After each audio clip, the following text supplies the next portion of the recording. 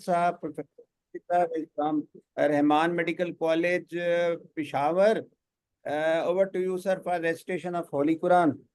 Right, sir. Jazakallah. أعوذ بالله من الشيطان الرجيم. بسم الله الرحمن الرحيم. إن في ذلك لذكرى لمن كان له قلب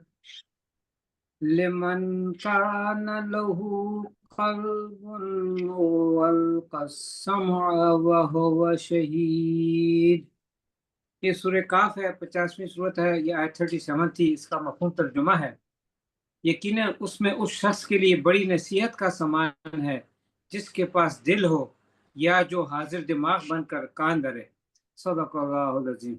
Jazakallah. Today is very important topic is connection of the hypertension. हमने पिछला topic किया पिछली दफ़ा और कार्डियोलॉजिस्ट को बुलाया कि उसके अंदर प्रोफेसर बिलाल मोहिउद्दीन भी थे और डॉक्टर बिलाल मोहिउद्दीन ने ये मशवरा दिया कि अगली टाइप पे आपने ना स्ट्रोक के ऊपर डिस्कशन करेंगे। अब स्ट्रोक जो है हमें थोड़ा सा टाइम लग गया क्योंकि डॉक्टर कासिम बशीर बिजी थे। ज़ाहिर है very difficult to take the time from Professor Tipu and Professor Qasim. I know busy person.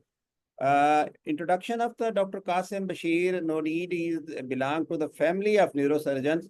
एक बहुत बड़े न्यूरोसर्जन की औलाद से हैं। प्रोफेसर बशीर साहब मेरे उस्ताद हैं और very kind person. He is head of the department of neurology services institute of medical sciences, Lahore, Pakistan. Director neuro endovascular surgery, Punjab Institute of Neurosciences, Lahore, Pakistan, and focal person, Provincial Punjab Stroke Management Care. And we have Tipu Sultan. Professor Tipu Sultan is also head of the department of his neurology department and children hospital, and he is also medical director of Child University of Medical Sciences. Both are there. First of all, I will request Professor Qasim Bashir to start about today's session. हमारा programme ऐसा होता है कि हम हमारे speaker जो है वो करते हैं और फिर उसके बाद क्वेश्चन आंसर का सेशन होता है। प्रोफेसर कासिम बशीर के बाद फिर I will invite professor Tipu Sultan, stroke and children. Over to you professor Qasim Bashir. कोशिश कीजिएगा कि उर्दू में रखें क्योंकि कुछ ऐसे लोग भी होते हैं जो मरीज होते हैं और आप बैठे होते हैं आपकी, और ख़ासतौर पे आपके एक दो मरीज तो हैं ना जो इसमें बैठे हुए हैं। Over to you professor Qasim Bashir. जी अस्सलाम वालेकुम। पहले तो बात ये जी, बहुत शुक्रिया। आई एम रियली सॉरी कि मैं आपको पहले टाइम नहीं कर सका। वो हमारी अपनी सोसाइटी की भी कॉन्फ्रेंसेस चल रही थी और भी सर आवाज़ कम आ रही है, ज़रा माइक को सर आगे कर ले, आवाज़ कम आ रही है। तो आपको ये स्क्रीन नज़र आ रही है? डॉक्टर कासिम आपकी आवाज़ कम आ रही है। जी स्क्रीन नजर आ रही है। ठीक है, और मेरी आवाज़ कम है? अब ठीक आ रही है, अब थोड़ा सा बेहतर हुई है। ठीक है। तो before I go any further, मैं बस ये आपको बता दूं कि मेरा कोई इसमें कॉन्फ्लिक्ट ऑफ इंटरेस्ट नहीं है, वो डिक्लेयर करना ज़रूरी है। और जो स्ट्रोक है वो इसलिए इम्पॉर्टेंट है कि पहले स्ट्रोक के बारे में समझा जाता था कि ये एल्डरली का प्रॉब्लम है। अब जो डायनामिक्स हैं वो टोटली चेंज हो चुके हैं। और अगर मैं एग्जांपल देता हूँ कि अगर एक महफिल में 100 लोग बैठे हुए हैं तो उनमें से 25 anyone over 25 years of age उनको ख़तरा है कि उनको ज़िंदगी में स्ट्रोक होगा। तो ये 1 in 4 की रेशो में आ गया है। And it's amongst the highest, it's one of the disease जिसका हाइस्ट मॉर्बिडिटी और मोर्टालिटी अब गिना जाता है। इसकी दो टाइप्स हैं। आज हम इस्केमिक स्ट्रोक के बारे में बात करेंगे। दोनों टॉपिक्स को इकट्ठा करना बहुत मुश्किल है, तो मैंने कहा मैं इस्केमिक स्ट्रोक और वो भी हाइपर एक्यूट स्ट्रोक के बारे में बात दुनिया के जो डेवलप है, क्योंकि यहाँ पे हमारे हाइपरटेंशन, डायबिटीज, स्मोकिंग और जो चीज़ें डेवलप होती जा रही हैं। लिवर फेलियर का भी इसमें आ जाता है, फिर इसमें रीनल फेलियर के इश्यूज आ जाते हैं। तो यहाँ पे हमारे वो उस तरह की जो डायनामिक्स हैं वो बहुत ज़्यादा हैं और हमारी रेशो भी उसके लिहाज से ज़्यादा ख़राब होती जा रही है। और हमारे हेमरेजिक स्ट्रोक्स भी बढ़ते जा रहे हैं और इस्केमिक स्ट्रोक तो अपनी जगह पे हैं ही। without saying this, saying कि why stroke is important, just like acute coronary, acute stroke जब evolve करना शुरू करता है तो every minute that is passing approximately 2 million neurons will die. Now the biggest difference between the brain and the heart is कि जो heart है उसका muscle है, brain का neuron है. मसल की कैपेसिटी न्यूरॉन से कहीं ज़्यादा है टू रीजनरेट. अगर आप उसका टाइम को थोड़ा ज़्यादा भी कर देंगे तो वो रीजनरेट कर जाएगा. उसकी मोबिलिटी भी फ़र्क है क्योंकि ज़्यादा क्या होगा अगर रीवैस्कुलाइज कर भी जाए तो हार्ट फेलियर चल जाएगा, विच इज़ मैनेजेबल. मगर स्ट्रोक का ये है कि अगर आप अच्छे टाइम पे ये चीज़ें नहीं करते और स्ट्रोक हो जाता है तो उसकी मोबिलिटी भी बहुत ज़्यादा है लाइफ लॉन्ग, और वो ना सिर्फ एक पेशेंट के लिए प्रॉब्लम है, वो पूरी फैमिली के लिए एक प्रॉब्लम है. अब couple of things we all need to know. उसमें ये है कि सबसे पहले तो आपको पता होना चाहिए कि फालिज को रिकग्नाइज कैसे करना है. तो उसका सिंपल एक्रोनिम है फास्ट, FAST. फेस ड्रूपिंग, अगर एक साइड का चेहरा आपका लटक जाता है, आम एक उसी साइड की जो हाथ है वो वीक हो जाता है, और बोलने में या समझने में या दोनों में प्रॉब्लम आना शुरू हो जाती है, तो आपने फ़ौरन जो है 1122 जो इमरजेंसी सर्विस है उसको कॉल करना है और अपने करीबी हॉस्पिटल में जाना है. अब जिस तरह मैं ये टॉक आगे लेके जाऊंगा तो आपको अंदाज़ा होगा कि आपको अपने एरियाज़ में ये सब चीज़ें डेवलप करनी होंगी, और फिर आपको पता भी होना चाहिए कि मरीज़ को किस हॉस्पिटल में भेजना है, ताकि उसका ये वक्त ज़ाया ना हो कि वो एक पहले छोटे हॉस्पिटल में जाए और फिर वहाँ से उसको शिफ्ट किया जाए, तो उसमें ये सारा टाइम निकल जाएगा.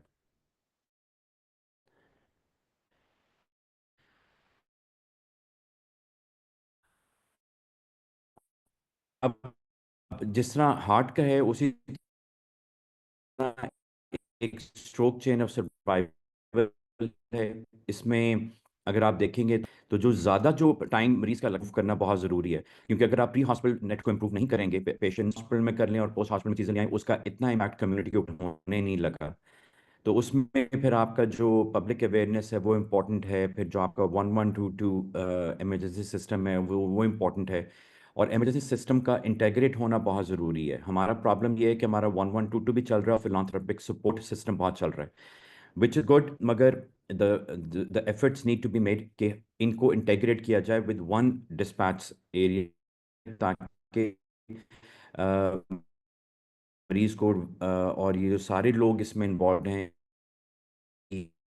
MD में वो trained हो और वो प्रॉपर हैंडल करें. सिर्फ स्ट्रोक के इमरजेंसी डेजिग्नेटेड सेंटर्स हैं, वहाँ पे एम्बुलेंस लेके जाएं. ऑर्गेनाइजेशन है, उन्होंने डेवलपिंग कंट्रीज के लिए ये 5 चीज़ों का बताया हुआ है कि ये आपके अगर आप स्ट्रोक कर रहे हैं तो आपके हॉस्पिटल में ये 5 चीज़ों का होना बहुत ज़रूरी है. Number 1 is hyper acute stroke therapies, फिर एक्यूट इन पेशेंट, फिर प्रिवेंशन, और उसके बाद आपका स्ट्रोक रिहैबिलिटेशन एंड कम्युनिटी रीइंटेग्रेशन.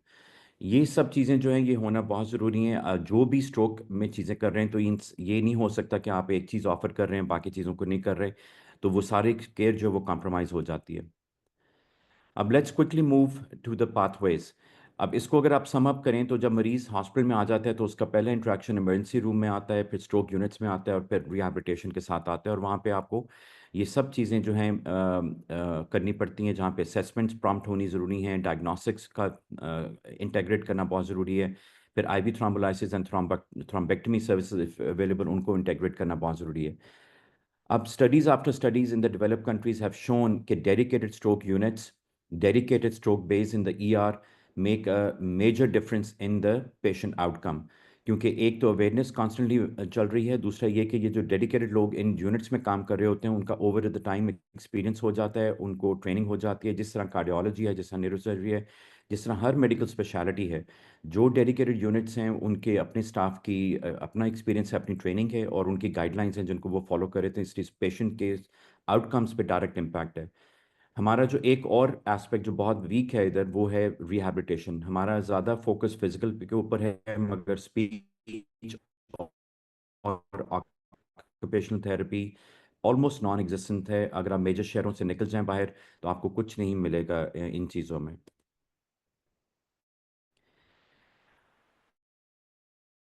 अब जो स्ट्रोक की चीज़ें हैं उसमें ऑब्जेक्टिविटी बहुत इम्पोर्टेंट है. अगर आप अब देखें नंबर 1 से लेकर 10 तक हमारे, जो मैं अभी थोड़ा सा एंड पे मेंशन करूँगा, जो हमारा पंजाब का एक प्रोग्राम चल रहा है, तो ये हम चीज़ों को फॉलो कर रहे हैं, जिसमें we are trying to improve the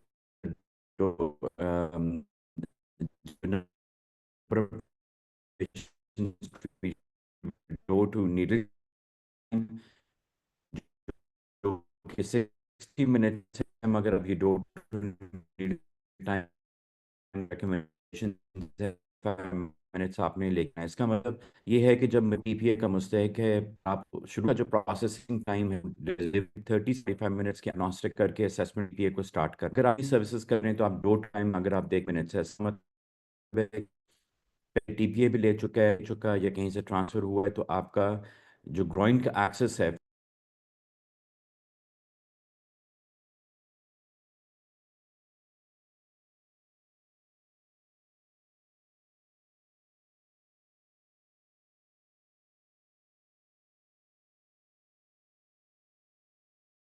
I think कि ज़रा ब्रेक हो गया है डॉक्टर साहब का अपना कनेक्ट।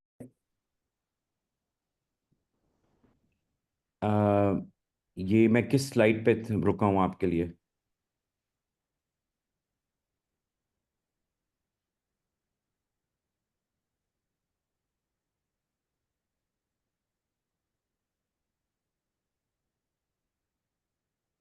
मैं कहाँ पे रुक गया था जी आपको? ये आपकी clinical pathway stroke clinical pathway के आखिरी स्लाइड पे थे, जी ये वाला होगा। ये वाला।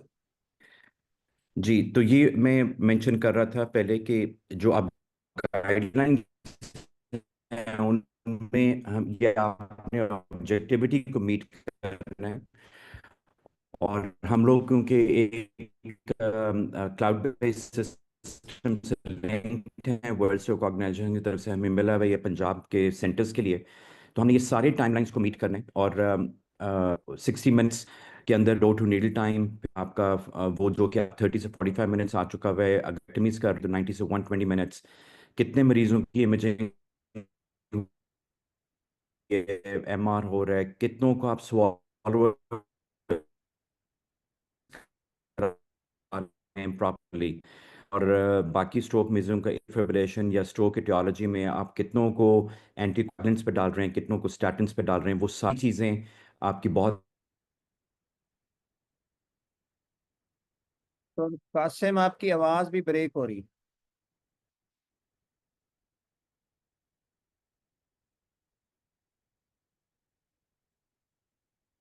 डॉक्टर कासिम आपकी आवाज़ भी ब्रेक हो रही है, और वो जो क्लिनिकल स्ट्रोक पाथवे था ना वहाँ से ही ब्रेक हुई है।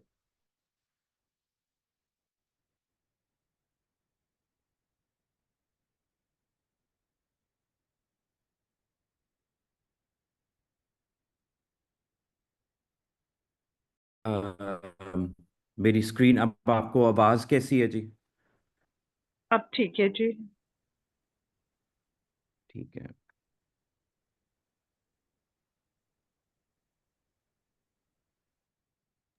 You're audible and we can see the screen.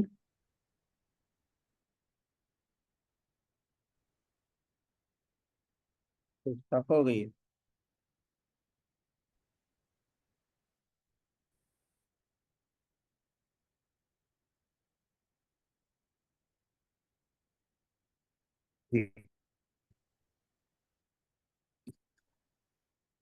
जी तो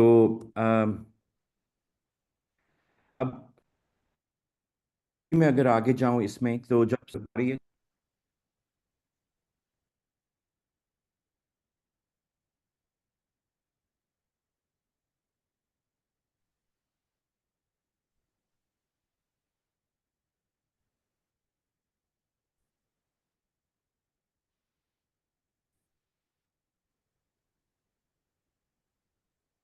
अब आपको जी मेरी आवाज़ और स्क्रीन है?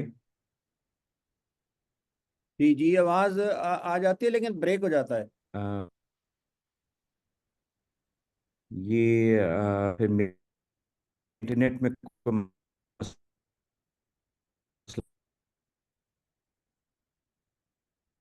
होगा जी, सॉरी नहीं आ रही है। अभी मैं चलता जाऊं? जी आवाज़ आती है फिर ब्रेक हो जाती है, अब तो आ रही है। Audible, you are audible and screens are visible. ठीक ठीक है। तो जी let's start with the patient. जो पहला पाथवे आता है, मैंने आपको क्लिनिकल पाथवेज बताए थे, उसमें पब्लिक अवेयरनेस का बड़ा इंपॉर्टेंट कंपोनेंट है, क्योंकि मरीज 85% से ज़्यादा टाइम बाहर से ही स्ट्रोक होगा। इन हॉस्पिटल स्ट्रोक्स जो हैं वो अभी हमारे उतने डेवलप हुए नहीं है इंस्टीट्यूशंस में अक्रॉस द कंट्री जिस तरह बाहर को में होता है। और तो हमारा जो इन पेशेंट स्ट्रोक जो कैप्चर है वो बिल्कुल नेग्लिजिबल है। तो इसमें जो इम्पोर्टेंट चीज़ें हैं वो ये है कि एटलीस्ट 2 से 3 आपकी पब्लिक अवेयरनेस कैंपेन्स किसी भी हेल्थ केयर के ऊपर अगर होंगी तो वो कम्युनिटी में रिटेंशन होगी, पहली बात। दूसरा ये कि लोगों को इवन स्कूल्स में, मीडिया के थ्रू, कॉलेजेस में रिस्क फैक्टर गाइड करना बहुत ज़रूरी, क्योंकि अगर रिस्क फैक्टर्स आप कंट्रोल कर लेते हैं तो आपकी प्राइमरी प्रिवेंशन बहुत इंप्रूव कर जाती है। अर्ली ट्रीटमेंट के बारे में लोगों को बताना और उसकी अवेलेबिलिटी के बारे में बताना भी इंपॉर्टेंट है। फिर स्ट्रोक सेंटर्स की लोकेशन कहाँ पे है आपके एरियाज़ में, उनको बताना भी ज़रूरी है। एजुकेशन मटेरियल जो हैं, अब तो क्योंकि सोशल मीडिया के दौर है तो अब मेरे ख्याल में ज़्यादा पैम्फलेट्स और उन चीज़ों की ज़रूरत नहीं होती, मगर ये है कि अगर आपके ऑन साइट कैंपेन्स और सोशल मीडिया के थ्रू या मीडिया के थ्रू अगर हो रही हो तो वो ज़्यादा इफेक्टिव हैं। और जो हेल्थ केयर प्रोफेशनल जिसमें डॉक्टर्स बहुत इंपॉर्टेंट हैं across the all disciplines, nursing staff, lady health officers का बहुत बहुत मेजर एक इम्पैक्ट आता है, जो कि हम एक छोटा सा एक्सपेरिमेंट कर रहे हैं भक्कर एरिया में, तो हमें वहाँ से भी पता चल रहा है कि लेडी हेल्थ ऑफिसर्स का अवेयरनेस में बहुत एक इफेक्टिव रोल क्रिएट किया जा सकता है। अब गोइंग टू द ट्रांसपोर्ट, उसमें जो पहली चीज़ है कि जब ईएमएस इमरजेंसी सर्विसेज आपका वो मरीज़ लेके आते हैं ईआर में, तो वो उनकी जो एंड पे जो असेसमेंट्स हैं वो तो अपनी है, मगर जब ईआर में मरीज़ आ जाता है तो, और ये जो चीज़ है ये आपकी स्ट्रोक के साथ और भी आप जो एक्यूट इमरजेंसी उसमें करें कि आपकी जो टीम्स हैं वो डेडिकेटेड हों, उनको अपना रोल का पता हो।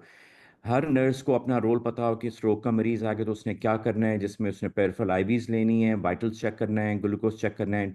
जो ऑन कॉल ड्यूटी डॉक्टर है और उसका सीनियर उसके ऊपर है, उन सब का रोल हो। जिस तरह एक आप कोड चलाते हैं उसी तरह स्ट्रोक को भी आप कोड के तरीके से चलाएं। एक टीम लीडर होता है और जो सारे टीम मेंबर्स को कोऑर्डिनेट करता है, और इंक्लूडिंग रेडियोलॉजी, पैथोलॉजी, और इस तरह आप टाइम को बचाते हैं और इस तरह ही आप 30 से 45 मिनट्स टीपीए की थ्रोम्बोलाइसिस में ले आते हैं या थ्रोम्बेक्टमी के लिए मरीजों को ले जाते हैं। मगर टीम की कोऑर्डिनेशन जो है वो बहुत इंपॉर्टेंट है।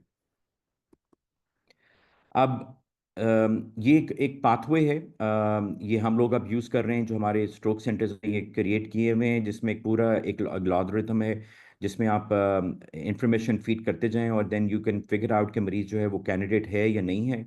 और इस अगर आप टीपीए की या टेनेक्टिप्ले, जो कि अब जुलाई में इंशाल्लाह पाकिस्तान आ जाएगा, उसकी अगर आप इंडिकेशंस में देखें तो इंडिकेशंस उसकी सिर्फ 4 ही हैं, मगर जो एक्सक्लूजन क्राइटेरिया है वो काफ़ी बड़ा है।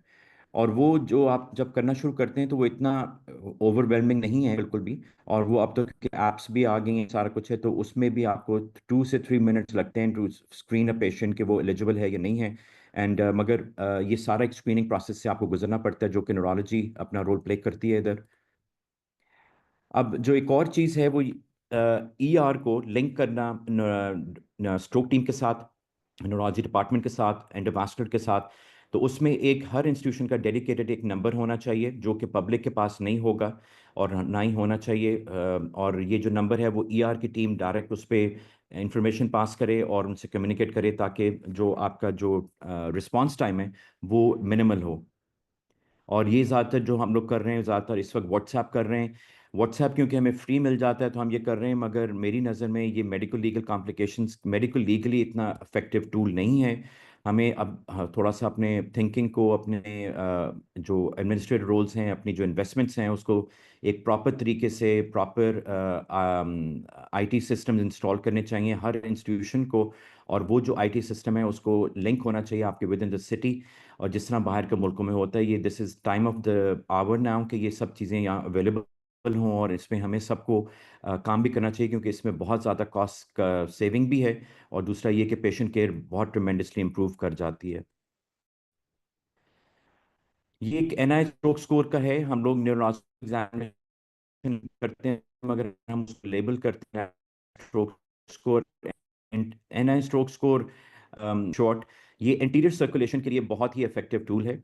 पोस्टीरियर सर्कुलेशन के लिए इसमें लिमिटेशंस हैं, मगर क्योंकि majority of the strokes are anterior circulation pertaining to carotid circulation, इसलिए एनआई स्ट्रोक स्कोर पहले सबसे किया जाता है, जिसमें राइट लेफ्ट हेमिस्फेयर, उसके सारे functions, motor cortex, sensory cortex, visual, सारा इनकॉर्पोरेट होता है। और ये जब आप करते हैं तो आप एक मरीज को असाइन करते हैं स्ट्रोक का स्कोर। इस स्ट्रोक स्कोर की जो इम्पोर्टेंस है उसका, एक तो ये है कि आप उसकी स्ट्रोक सेवेरिटी को जज कर लेते हैं। यही स्ट्रोक सेवेरिटी और यही स्केल अब आगे जो है आउटकम्स से लिंक हुई भी है, कि अगर लेट्स से कि माइनर स्ट्रोक है या मॉडरेट स्ट्रोक है, उसके साथ अगर आप एक XYZ ट्रीटमेंट करेंगे तो उसके क्या आउटकम्स हैं, उसका टाइम फैक्टर क्या है, इसी तरह मॉडरेट स्ट्रोक्स का क्या है, सिवियर स्ट्रोक्स के आउटकम्स क्या हैं। तो ये आपको पेशेंट काउंसलिंग में कंसेंट लेते हुए बहुत हेल्प करता है, और पेशेंट की जो प्रोग्रेस है उसको भी हम इसी तरह ही फॉलो कर रहे होते हैं, 24 आवर्स पे, वन मंथ पे, एंड देन 3 मंथ्स पे। जो अब थेरेपीज अवेलेबल हैं, मैं अभी जी ऑडिबल हूँ? Yes, You absolutely. are Qasim, audible, आप audible, quite ठीक going है, well. ठीक है। जो अब हमारी थेरेपीज हैं जी इस वक्त, IV TPA which is up to 4.5 hours, meaning कि जीरो, जब स्ट्रोक आइडेंटिफाई हो गया। अब लेट्स से कि मरीज को फालिज रात को 9 बजे हुआ और वो 6 बजे लैंड करता है, तो उसका last known well time is 9 PM, it's not 6 AM। तो क्लॉक वहाँ से शुरू होगी जब मरीज को विटनेस्ड किसी ने देखा है, और फिर 4.5 आवर्स तक अगर वो मरीज आता है और आप उसका इंक्लूजन एक्सक्लूजन क्राइटेरिया सारा करते हैं, CT स्कैन करते हैं, और उसमें आपको वो चीज़ें मीट कर जाती हैं, तो you can safely start the IV TPA। अब जो 4.5 विंडो है, ये तो 80 से ऊपर एज चली जाती है, and the patient is diabetic और एनी पे आ जाती है, तो इसमें तो cut off, sorry, 4.5 hours if you are 80 years and below, and you are 80 and above in general, तो द टाइम विंडो है, इसको याद करना बड़ा आसान है। आपका 0.9 मिलीग्राम पर किलोग्राम है और मैक्सिमम 90 है। और इसमें जो, तो आप अगर नंबर 9 को बस याद रखें तो वो काफ़ी है। तो 0.9 मिलीग्राम पर किलोग्राम 90। और इसका एक और जो चीज़ है जो पाकिस्तान में TPA आ रही है, वो 100 मिलीग्राम्स की आ रही है। तो उसमें ये भी आपको अंदाज़ा हो जाएगा कि जब भी आप डोज कैलकुलेट करेंगे और बनाएंगे तो उसमें 10 मिलीग्राम ज़ाया हो जाएगी। So that this is very important कि आप गलती से कहीं उसको ज़्यादा ओवरडोज ना कर दें। In July, inshallah, tenecteplase will replace TPA। Pakistan में ये ऑलरेडी वेस्टर्न कंट्रीज में चेंज हो चुका है। मैं जो tenecteplase है, इसकी जो एफिकेसी है वो TPA से ज़्यादा देखने में मिल रही है, इवन फॉर M1 occlusions। दूसरा, इसका जो सबसे बड़ा फ़ायदा है, tenecteplase जो है वो is a one time bolus, as compared to TPA is 1 hour infusion. अब जब मरीज को आपने मूव करना है फ्रॉम ER, जिसको TPA चल रहा है, जो 1 आवर में चलेगा, और आपने जब मूव करना है उसको कैथ लैब में, तो ये जो 1 आवर की मूवमेंट, 1 आवर की इन्फ्यूजन चल रही है, उसमें जब आप मूवमेंट करते हैं तो इंस्टीट्यूशन टू इंस्टीट्यूशन बहुत ज़्यादा वेरिएशन आपको देखने को मिलती है, ख़ास तौर पे पब्लिक सेक्टर में, क्योंकि हमारे पास वो ट्रांसपोर्ट मैकेनिज्म इतने इफेक्टिव नहीं है। तो उसमें सुनने को मिल जाता है कि जी TPA ज़ाय हो गई, TPA रुक गई। तो अब जब ये आ जाएगा तो उसका एक बहुत मेजर इम्पैक्ट स्ट्रोक केयर में आएगा, कि आपने उसी वक्त डिसाइड किया, बोलस दिया, देन यू डन, और पेशेंट मूवमेंट में, ट्रांसपोर्ट में वो इश्यूज नहीं रहेंगे। इसकी जो नंबर है डोज याद करने का बहुत आसान है, 0.25 एंड मैक्सिमम ऑफ 25। और ये जो बॉक्स आ रहा है ये 25 मिलीग्राम्स का ही आ रहा है, तो इसमें आपको कोई चीज़ ज़ाया नहीं करनी। जो मैक्सिमम डोज है वो 25 ही इसमें से निकलेगी, अनलाइक TPA जो कि 100 मिलीग्राम्स आता है, जिसमें से आपने 90 निकालना है। तो इसको एडमिनिस्टर करना, इसको देना, और इसके टाइम विंडो, उसमें हमें काफ़ी फ़ायदा होता है, क्योंकि इसमें बहुत चीज़ें TPA एक्सपीरियंस से इनकॉर्पोरेट हुई हुई हैं। अब what is a large vessel occlusion? By NIH stroke score, a large vessel occlusion जो है इज डिफाइंड जहाँ पे स्कोर 6 एंड अबव हो जाए। कुछ स्टडीज जो हैं वो 8 कहती हैं, कुछ 6 कहती हैं, मगर बाय फार इस वक्त जो अगर आप लिटरेचर देखेंगे तो उसमें 6 एंड अबव जो है वो लार्ज वेसल occlusion कहा जाता है। इसका मतलब है कि या करोटिड या उसकी जो मेजर ब्रांच है M1 जो है वो इंक्लूडेड है। जब हम लार्ज वेसल ओक्लूजन्स के लिए पेशेंट्स को सिलेक्ट कर रहे होते हैं तो इसमें बहुत ज़्यादा वेरिएशन है, अनलाइक कार्डिक कॉर्नरी मरीज, एक्यूट कॉर्नरी। हमारे लिए ये देखना कि जी इंटीरियर पोस्टीरियर सर्कुलेशन है, टाइम विंडो कितनी है, इसमें एडवांस इमेजिंग का बहुत रोल है। फिर इंडिविजुअल वेरिएशन बहुत ज़्यादा आ जाती है, कौन सी दवाइयों पे था, कौन सी एंटीकोएगुलेंट्स पे था, और फिर आपने कौन सी जो ट्रीटमेंट मोडालिटी यूज़ करनी है, इंट्राआर्टेरियल थ्रोम्बोलाइसिस है, स्टेंट थ्रोम्बेक्टमीज हैं, एस्पिरेशन है, एंजियोप्लास्टी, ये कॉम्बिनेशंस हैं। ये सारा जो है हमें एक चीज़ों, जो फैक्टर्स हैं, ये वेरिएबल्स हैं, ये पेशेंट आउटकम्स में इफेक्ट करते हैं। What are the major endovascular therapies? Obviously, the first is intraarterial thrombolysis. Then we have dedicated stent retrievers, which are partially deployed stents. वो clot के through हम गुजरते हैं, उसको deploy कर देते हैं. We let it revascularize for 5 minutes or so, और फिर हम उसको end block stent को with the clot बाहर ले आते हैं. एक और जो अब बहुत कॉमनली यूज्ड हो रही है, जो मैं भी कर रहा हूँ, वो है वो एस्पिरेशन है, which is now turning out to be far more effective. Effectiveness इसलिए क्योंकि it's much more easier, time इसमें और preparation to select device and to prepare is less as compared to stent retrievers. और अगर aspiration fail हो जाए तो then मेरी ऑप्शन होती है to move to the stent retrievers. एक और जो एंटिटी आप सुनने को मिलेगी, जिस तरह मैंने आप पहले बताया कि जी 9 बजे मरीज सोया, सुबह 6 बजे पहुंचा, तो अब वो लास्ट नोन वेल टाइम जो है उसकी जो विंडोज़ हैं वो भी अब एक्सटेंड हो गई हैं. पहले होता था कि जी आप सिर्फ 4.5 घंटे थ्रोम्बोलाइसिस, सॉरी पहले था 3 आवर्स, फिर उसकी विंडो 4.5 आवर्स, फिर जब थ्रोम्बेक्टमीज आना शुरू हुई 6 आवर्स, वो अब एक्सटेंड होके 16 पे गई और अब 24 आवर्स. मगर 6 to 24 आवर्स की जो विंडो है उसमें एडवांस्ड इमेजिंग का रोल है, मगर वो भी अब आहिस्ता आहिस्ता पिछले 1 साल से उसमें भी बहुत मेजर एक लिटरेचर और रिसर्च के बाद चेंजेस आ रही हैं. दिस इज़ सीटी परफ्यूजन, सीटी एंजियोग्राफी. अगर आप इस मरीज का देखें तो ये एक सीटी स्कैन के बाद फ़ौरन आप सीटी एंजियो करते हैं और साथ ही सीटी परफ्यूजन करते हैं. Again I am not going to spend a lot of time here to make you understand कि इसकी पैथोफिजियोलॉजी, इसकी कैसे यूटिलिटी है, मगर जस्ट टू टेल यू. तो इसमें अगर आप एक पिक्चर देखें जहाँ पे लिखा हुआ है मीन एमटीटी इंक्रीज्ड, और वो सारा एरिया रेड हुआ हुआ है, फिगर डी. तो that is how a penumbra, meaning के जो टिश्यू जो अभी डैमेज नहीं हुआ वो आपको नज़र आ रहा है सीटी परफ्यूजन पे, और इसकी सीटी एंजियो पे विच इज़ फिगर एफ, उसमें आपको नज़र आ रहा है कि बैज़लर ओक्लूजन हुई हुई है.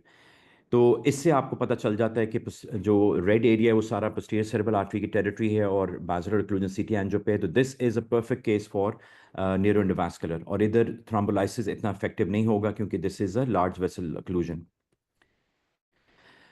Last few years, a lot of जो stroke centers हैं across the world, जो developed countries में, they have been moving away from advanced imaging and concentrating more on trying to figure out कि क्या आप plain CT brain से क्या आप ये सब चीज़ें आइडेंटिफाई कर सकते हैं. और उसके बाद ये एक एस्पेक्ट स्कोर है जो निकला, और अब जो काफ़ी सेंटर्स हैं वो सिंपल प्लेन सीटी ब्रेन पे एस्पेक्ट स्कोर को यूज़ कर रहे हैं. और ये जो टाइम लगता है सीटी परफ्यूजन पे और एमआरआई कराने में, और ये हर इंस्टीट्यूशन के पास पहली बात फैसिलिटीज़ अवेलेबल भी नहीं होती हैं, और अगर होती भी हैं तो उसको इंटेग्रेट करना सिस्टम के साथ इतना आसान भी नहीं है, ख़ास तौर पे in developing countries.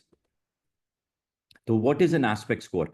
Aspect score, at least 7 areas within the MCA cortex and 3 areas in the subcortical areas को incorporate करता है. Each area is given a score of 1, और ये आपको CT स्कैन में इस तरह demarcation नजर आती है. तो टोटल स्कोर इज 10, 0 से 10 तक. Higher the score the less the tissue damage, and lower the score the more the tissue damage. So this can be done, और इसमें थोड़ा सा लर्निंग कर्व है फॉर न्यूरोलॉजी एंड रेडियोलॉजी और जो neuro endovascular के लोग हैं, मगर it's very doable and easy to do. और इसका लाइक NIH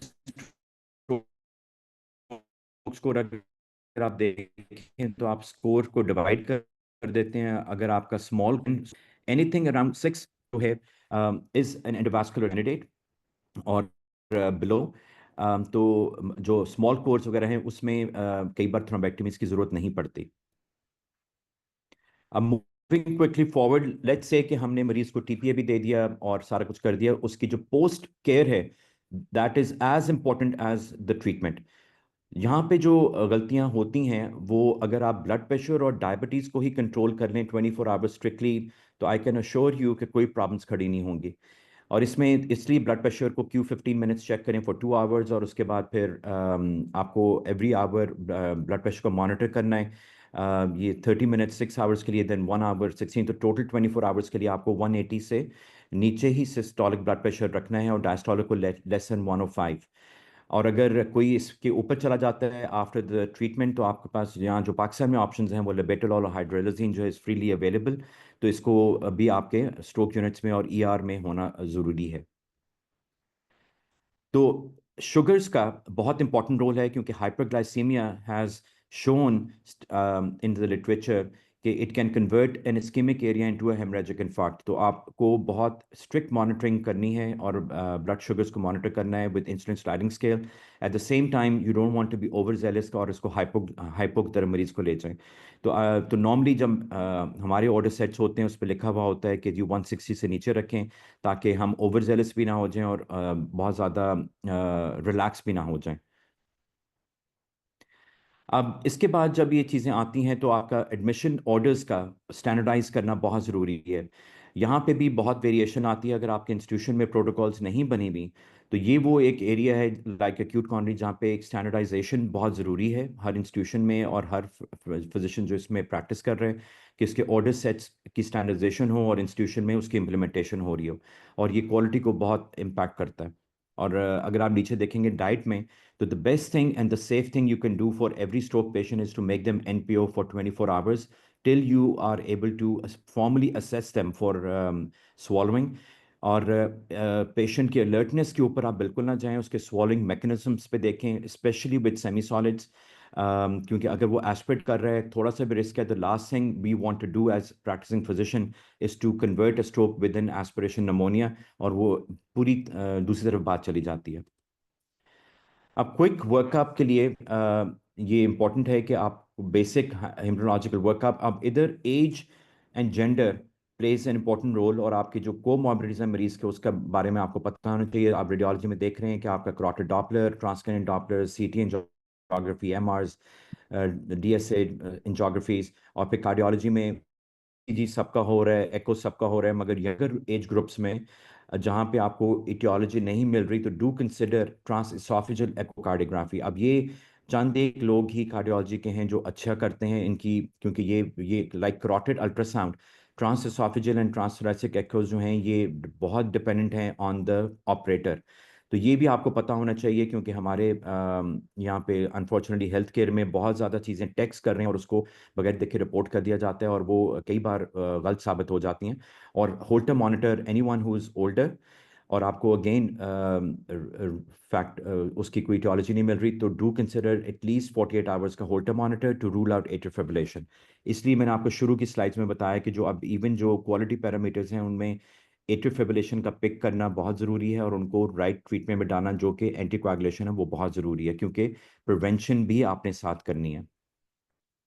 अब हाइपोकोएगुलेबल वर्कअप का एक सिंपल निमोनिक है, काम शेप्स, और अगर प्रेगनेंसी है उसको भी आपको फैक्टर इन करना पड़ेगा, क्योंकि एनी प्रेगनेंसी कि जो फर्स्ट 2 मंथ्स हैं आफ्टर डिलीवरी आर हाइपरकोएगुलेबल पीरियड, और उसमें अगर और ज़्यादातर ये जो पेशेंट्स हैं ये आर्टीरियल स्ट्रोक्स के साथ नहीं आ रहे, ये वीनस स्ट्रोक्स के साथ आ रहे हैं। और सर्केडियन रिदम का, स्मोकिंग का, इन सब के ऊपर इफेक्ट पड़ता है। तो अगेन द निमोनिक इज काम शेप्स, और ये आप देख सकते हैं कि इसमें क्या क्या चीज़ें इंपॉर्टेंट हैं, और it's very easy to follow this one. अब ट्रांस एसोफेजियल एको और इसका जो रोल है क्रिप्टोजेनिक रोल में बहुत इंपॉर्टेंट है, ख़ास तौर पे ट्रांस एसोफेजियल का। ट्रांस एसोफेजियल जो है it has a better window to look at the left atrial thrombus, aortic atheroma, और some studies have shown कि इसकी efficacy जो है वो ज़्यादा बेहतर है as compared to transthoracic। अब क्विकली लास्ट फ्यू स्लाइड्स, जो मैं स्ट्रोक के बारे में एक मैसेज कन्वे ज़रूर करना चाहूँगा कि वो ये है कि जो एवरी पेशेंट है उसकी एक अपनी स्टोरी है और उसका एक अपना जर्नी है। लाइक एक्यूट कॉर्नरी जहाँ पे रीवैस्कुलराइजेशन की थेरेपीज होती हैं, उसमें भी एक एंटिटी है जिसको कहते हैं फ्यूटाइल रिकैनालाइजेशंस। यानी कि आपने हर चीज़ कर दी, वेसल खुल गई, मगर उसका आउटकम वो आपको नहीं मिला जो आप एक्सपेक्ट कर रहे थे। वो आपको पता नहीं चलता कि कौन सा मरीज़ क्या करेगा। इसी तरह हमारे में भी यही चीज़ है कि हमारे भी एटलीस्ट आई वुड से 40 से 55% तक लोग ऐसे हैं जिनका रीवैस्कुलाइज हम करते हैं, पूरी एफर्ट डालते हैं, मगर वो रिकैनलाइज कर भी जाते हैं, मगर 24 आवर्स के बाद जो स्कैन आता है और जो उनका क्लिनिकल आउटकम होता है वो उस तरह नहीं होता जिस तरह आप एक्सपेक्ट कर रहे हैं। इसलिए मैंने कहा कि स्टोरी भी फ़र्क है कि वो उनका लास्ट नोन वेल टाइम कितना था, उनके सिम्टम टाइप क्या थे, रिस्क फैक्टर्स क्या थे, फिर आउटकम्स में ये सब चीज़ें इंपॉर्टेंट करती हैं। तो this is an important thing to remember and to communicate to the family, क्योंकि जब आप ये चीज़ें बात कर रहे होते हैं तो पब्लिक सेक्टर के अपने इश्यूज़ हैं, प्राइवेट सेक्टर के अपने इश्यूज़ हैं, और प्राइवेट सेक्टर में सबसे बड़ा इशू जो है वो कॉस्ट है। वहाँ पे जब आप मरीजों को बताते हैं कि इतनी ये एक्सपेंस लग जाएगा, ये होगा, और फिर वो उनकी एक्सपेक्टेशंस इतनी हाई हो जाती हैं कि वो समझते हैं कि मरीज़ उठ के भागेगा, ये करेगा, बिल्कुल नॉर्म पे आ जाएगा, तो उनको पहले ही एजुकेट करना बहुत ज़रूरी है। तो all we are doing as responsible physicians is we are trying to help the patient. आगे जो जो है वो तो उसका अपना ही एक फेट है जो पता चलेगा। ये क्विकली मैं आपको इस पॉइंट को एम्फोसाइज करने के लिए बताऊं, ये दो मरीज़ हैं जो अप्रैल में आए। पहला मरीज जो है 74 ईयर ओल्ड, उसका एस्पेक्ट स्कोर 6 to 7 है, जो कि मीडियम कैटेगरी में आ जाता है। ये मरीज within 4 hours 30 minutes, groin to recanalisation time जो है 15 मिनट्स है। ये मरीज जो था ये टीपीए के कैंडिडेट के लिए नहीं था, और इसकी जो वजह ये थी कि ये एंटीकोएगुलेंट पे था एट्रियल फिब्रिलेशन की वजह से।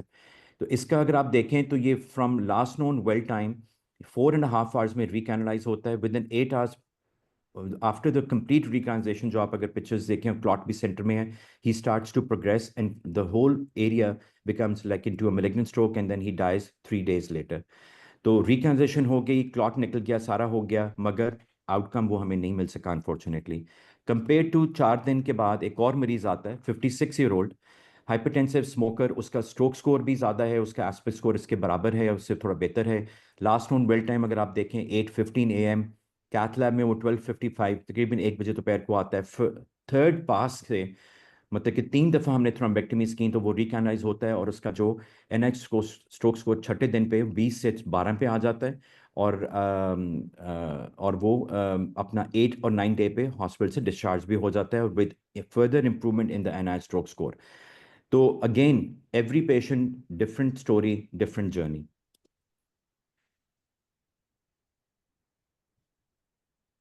ये एक और है केस।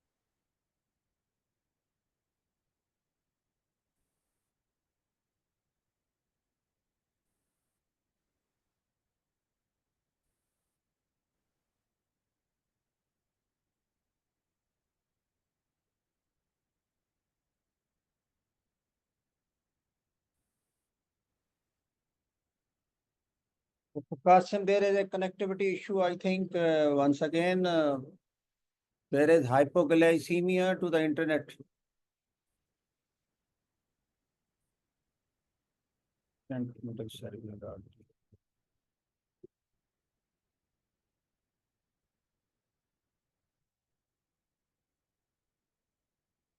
सॉरी, जो लास्ट वीडियो वो शायद रुक गई, मगर मैं आपको भी एक न्यूरो साइंस में हमारा भी केस हुआ 2-3 दिन पहले। वहाँ पे ये मरीज आता है with the NI stroke score of 19, 56 year old, within the TPA window he gets IV TPA, और उसके बाद फिर इसको कैथ लैब में हम लेके जाते हैं, और अगर इसकी रिकैनाइजेशन होती है, और अगले दिन जो इसकी इम्प्रूवमेंट भी होना शुरू हो जाती है, और सीटी स्कैन जो अगर आप देखें तो इसका luckily instead of a malignant MCA stroke, इसका सिर्फ इंफीरियर डिवीजन में MCA में आपको और बेसिक गैंग्लिया जो लेंटिक साइड उसमें स्ट्रोक की एवोल्यूशन नजर आई है। जो सुपीरियर डिवीजन है वो स्पेयर हो जाता है, थोड़ा सा हेमरेजिक ट्रांसफॉर्मेशन है जो कि क्लिनिकली एसिम्प्टोमेटिक है। तो दिस इज़ एन एग्जांपल जहाँ पे मैं आपको बता रहा था कि एवरी जर्नी इज़ डिफरेंट, मगर इसकी भी इम्प्रूवमेंट अब इन द लास्ट 72 आवर्स बहुत बेहतर होना शुरू हो गया है। इंफीरियर डिवीजन ज़्यादा इन्वॉल्व हुई है, सुपीरियर बच गई है, he is able to follow commands, leg की स्ट्रेंथ बेहतर हो गई है। आर्म का विद टाइम हमें अंदाज़ा होगा, मगर again recent case from a public sector. अब मैं इसमें नहीं चाहूँगा ताकि मैं थोड़ा सा टाइम आपको क्वेश्चंस के लिए भी छोड़ दूँ, मगर हमारे यहाँ पे चैलेंजेस बहुत ज़्यादा हैं लो मिड इनकम कंट्रीज़ में। हमारा एक सबसे बड़ा जो एक चैलेंज है वो ये है कि हमारे 2 ER सिस्टम्स क्रिएट हो गए, और उसका मतलब ये है कि इमरजेंसी में कार्डियोलॉजी सेपरेट एक इंस्टीट्यूशन के तौर पे खड़ी हो गई है, और एक बाकी जो रेस्ट ऑफ द बॉडी है उसके लिए इमरजेंसी सिस्टम फ़र्क है। सिर्फ चंद एक ही कार्डिक डिपार्टमेंट्स हैं जो कि मल्टी डिसिप्लिन के अंदर एग्जिस्ट कर रहे हैं। तो उसमें जब आप पब्लिक के पास जाते हैं, ट्रांसपोर्ट के पास जाते हैं, डॉक्टर्स के पास जाते हैं, आप उनको एजुकेट करने की कोशिश करते हैं, तो फिर एक बहुत बड़ा चैलेंज क्रिएट होता है कि ये मरीजों ने कहाँ रिस्पॉन्ड करना है और किधर जाना है, ट्रांसपोर्ट ने क्या करना है। सारी दुनिया में एक ही इमरजेंसी होती है। आप न्यूयॉर्क में लैंड कर जाएंगे तो एक ही इमरजेंसी है, वहाँ पे सारे डिसिप्लिन के लोग होंगे। इंग्लैंड लंदन में लैंड कर जाएं, वहाँ पे भी यही होगा। चाइना में लैंड कर जाएं, यही होगा। Unfortunately Pakistan is very unique, क्योंकि ये सिस्टम और कहीं एग्जिस्ट नहीं करता, और ये एक बहुत बड़ा एक चैलेंज है। अब last few slides are about the हमारा जो प्रिवेंशन स्ट्रोक मैनेजमेंट सेंटर है पंजाब में। It was notified in October 23, it was functional in April of 2024। जो हमारा इसमें मल्टीटास्क चीज़ें हैं to create primary stroke centres, comprehensive stroke centres जहाँ पे थ्रोम्बेक्टमीज भी होंगी, स्टार्ट एंडोवास्कुलर ट्रेनिंग प्रोग्राम जो शुरू हो गया है। Recently we launched at PINS another program, SNAP, Stroke Nurse Advanced Practitioner, to bridge the gap जो हमारा न्यूरोलॉजी की शॉर्टफॉल है HR में across the country. For a population of 250 million plus, there are only 450 or 60 neurologists.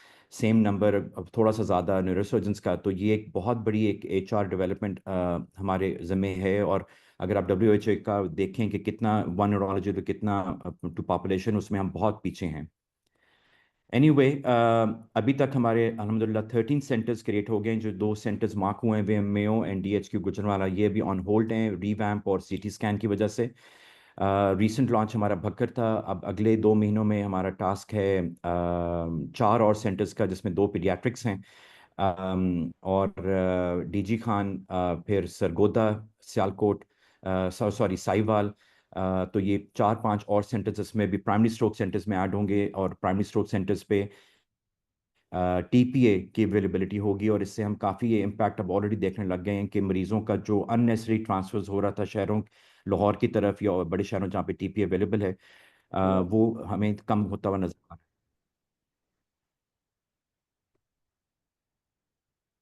तो ये सब चीज़ें हैं जो हमने पूरे प्रोसेस में शुरू की थी कि सेंटर्स की ट्रेनिंग, फिर 1122 की ट्रेनिंग। हमारा एक बहुत बड़ा जो एक कोलैबोरेटिव वर्क चल रहा है वो 1122 के साथ है।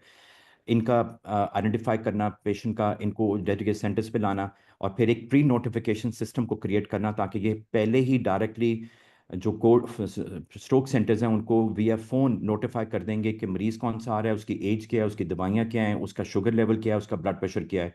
क्योंकि यही चीज़ें अगर हमें मिल जाएं पहले, तो हमारे एटलीस्ट 5 to 7 मिनट्स क्रूशल जो हैं वो हमारे कम हो जाते हैं। और इन सब TPA प्रोक्योरमेंट और ये सब चीज़ें तो ही हम कर रहे हैं। साथ हम हमारा जो है कि रेस्क्यू, जो कि ऑनलाइन पोर्टल है जिस पे ये सारा डेटा एंटर हो रहा है क्वालिटी कंट्रोल्स के लिए। तो ये एक मैंने आपके लिए बनाई थी कि अगर आप देखें तो हमने अप्रैल से लेकर जुलाई 24 तक हमारा जो TPA यूटिलाइजेशन, अगर आप सिर्फ हाई इनकम कंट्री से कंपेयर करें और लो मिडिल जो दूसरे रीजन में हैं, तो हमारा पंजाब में 39% चला गया था in the first few months when we started the programme. जो कि अगर आप और देखें तो अप्रैल से लेकर दिसंबर 24 तक 66% चला गया। यानी कि 205 पेशेंट्स जो हैं इनको फ़ायदा हुआ TPA का पब्लिक सेक्टर में लेने का। तो ये एक अच्छा लार्ज एक्सेसिबिलिटी थी लोगों की, जो भक्खर में भी लगी, फैसलाबाद में लगी, मुल्तान में लगी, और अब ऐसा ऐसा जो गवर्नमेंट का जो डिज़ायर है वो ये है हेल्थ केयर डिपार्टमेंट का कि एटलीस्ट 24 सेंटर्स उनको प्राइमरी चाहिए और एटलीस्ट 5 कॉम्प्रिहेंसिव चाहिए by some time this year. तो होपफुली हो जाएगा, मगर उसमें डिपेंड करता है कि हमें रिसोर्सेज टाइमली मिल रही हैं या नहीं मिल रही, और उसमें मेन चीज़ जो है वो फाइनेंसेस हैं। Thank you so much ji. Thank you so much, Professor Qasim Bashir. Now over to you, Professor Tipu Sultan. Stroke is not only seen in, I think, adults, but also in the children. Professor Tipu Sultan, over to you, sir. अस्सलाम वालेकुम, thank you मुलाजिम साहब। Sir इसको जरा unshare कर दें, professor अपना कासिम बशीर साहब, जरा जी इसको अनशेयर करें जी जी जी जी। फर्स्ट ऑफ ऑल बहुत शुक्रिया all the organizers for organizing this important seminar webinar on stroke, which is perhaps need of the hour. I think Qasim साहब ने इतना डिटेल से एलैबोरेट कर दिया है स्ट्रोक की टियोलॉजी, उसका मैनेजमेंट प्रोटोकॉल और एवरीथिंग।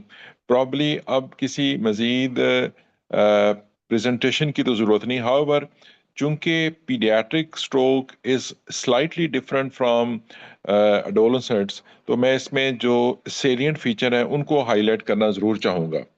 इसमें सबसे पहले तो जिस तरह कासिम साहब ने बताया कि the two main groups within stroke is ischaemic और हेमरेजिक, और उसको उन्होंने कहा कि आज के सेशन में वो इस्केमिक को ही डिस्कस करेंगे। एंड राइटली सो, बच्चों के अंदर भी जो स्ट्रोक की कॉमनेस्ट जो टाइप है दैट इज इस्केमिक स्ट्रोक।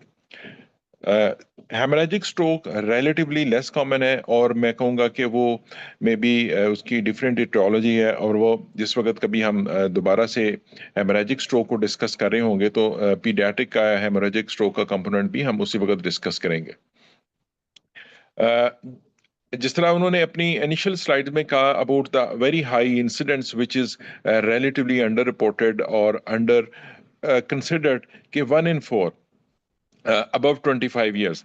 तो मैं हमेशा से कहता होता हूँ कि पीडियाट्रिक की जो डेफिनेशन है वो शुरू में तो शायद 12-14 हमारे सेटअप में कंसिडर होती थी, particularly when we got admission in medical college and subsequently in trainings.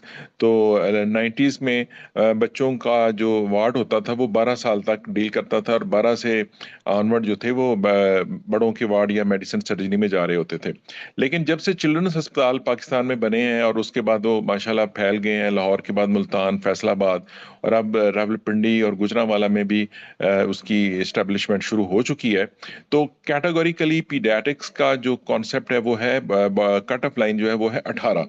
तो 18 से 25 जो है वो एक ऐसा जोन है जिसको मैं कहूँगा कि शायद आज के इस प्रेजेंटेशन में वो डाटा उस तरीके से शेयर नहीं हुआ, but at the same time जो हमारा चिल्ड्रन हॉस्पिटल का एक्सपीरियंस है और डाटा है, मैं कहूँगा कि it's one of the commonest hospitalisation, one of the commonest emergency. लेकिन हैविंग सेड दिस, हमारे यहाँ उसकी अभी वो पब्लिक अवेयरनेस नहीं है, वो पब्लिक परसेप्शन नहीं है।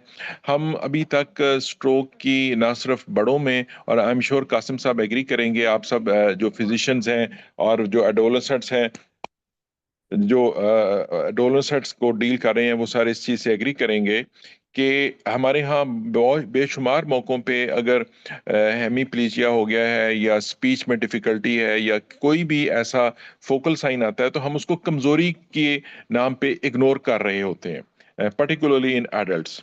तो same is the case in paediatrics कि अगर एक बच्चे में सडनली उसका एक हाथ काम नहीं कर रहा या उसको बोलने में कोई डिफ़िकल्टी आ रही है या ही इज़ लिटिल एटैक्सिक, तो वो उसको कमज़ोरी के नाम पे कुछ टाइम तक या इग्नोर कर रहे होते हैं, या वो करीबी जीपी को दिखाने के बाद जो है वो जो एक्यूट मैनेजमेंट की विंडो है, whether it's 3 hours to begin with, now it extended from 3 hour to 4.5-6, और जिस तरह कासिम साहब ने अपनी लेटेस्ट स्लाइड्स में बताया कि अब बातें 24 घंटे तक भी जा रही हैं, तो वो विंडो जो है वो हम मिस कर रहे होते हैं। एक तो ये बड़ा इंपॉर्टेंट है कि हमें इसमें जो पब्लिक अवेयरनेस है ना उसको बहुत ज़्यादा इन्हांस करना है।